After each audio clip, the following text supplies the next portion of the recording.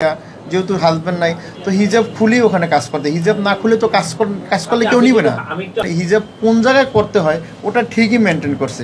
হিজাব এখন ক্যামেরার সামনে আপনি কাজ করতেছেন, অভিনয় করতেছেন, এখানে তো তাই সেই হিজাব পরে তো কাজ করতে পারবো না।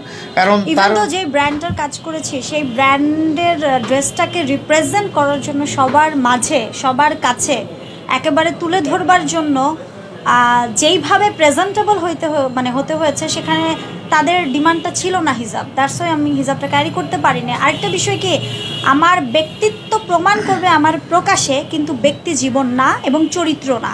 চরিত্র কখনোই তুমি পোশাক দিয়ে বিবেচনা করলে হবে না। একটা প্রফেশনাল জায়গা আসে যখন আমি তো এখনও দেখি হিজাব পরে। এই যে আমরা সিলেটে গেছি তখন দেখছি হিজাব পরে গেছে। এই কিছুক্ষণ আগে আমরা স্টার গল্পে ইন্টারভিউর জন্য গেছি, তখনও হিজাব পরা ছিল। এখন যখন একটা প্রফেশনালের জায়গা আসে, যখন একটা ব্র্যান্ডের আমরা কাজ করার জন্য যাই, যখন আমরা শুটিং করার জন্য যাই, এজ এ আর্টিস্ট হিসেবে যখন একজন দর্শকের সামনে তার প্রতিভা, যখন ডিরেক্টরের সামনে তার প্রতিভা যখন মেলে ধরতে হবে, অভিনয় করতে হবে, তখন তো হিজাবের চরিত্র হলে তো অবশ্যই হিজাব পরবে।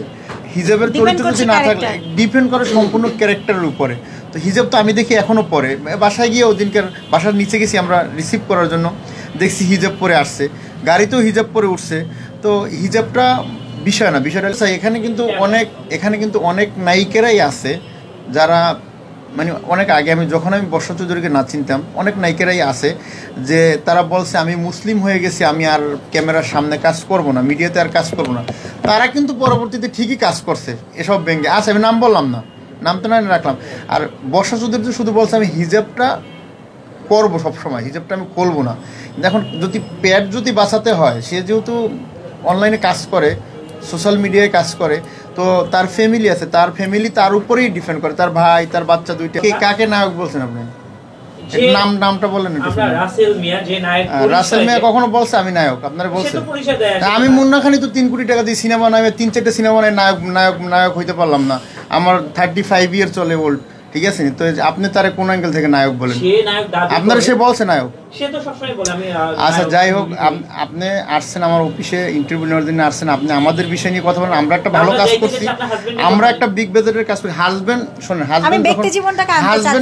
হাজবেন্ড যখন রাসেল মিয়া তার ছিল, তখন আমার সাথে তো কথা হয় না, কথা বলে না কখনো, আপনার সাথেও কথা বলে নাই, ইভেন মিডিয়াতে কাজও করে না সে। আমরা যেটুকু জানি কেউ কাজও করে নাই। যখন হাজবেন্ড চলে গেছে তখন তার পেট বাঁচাইতে হইলে, তার আহার যোগাইতে হইলে, তার বাবার চিকিৎসার জন্য, তার লাইফ স্টাইল মেনটেন করার জন্য, তার সন্তানের জন্য তার কাজ করতে হবে। আবার তার যখন সন্তান তার দায়িত্ব নিতে পারবে তার বাচ্চারা, তখন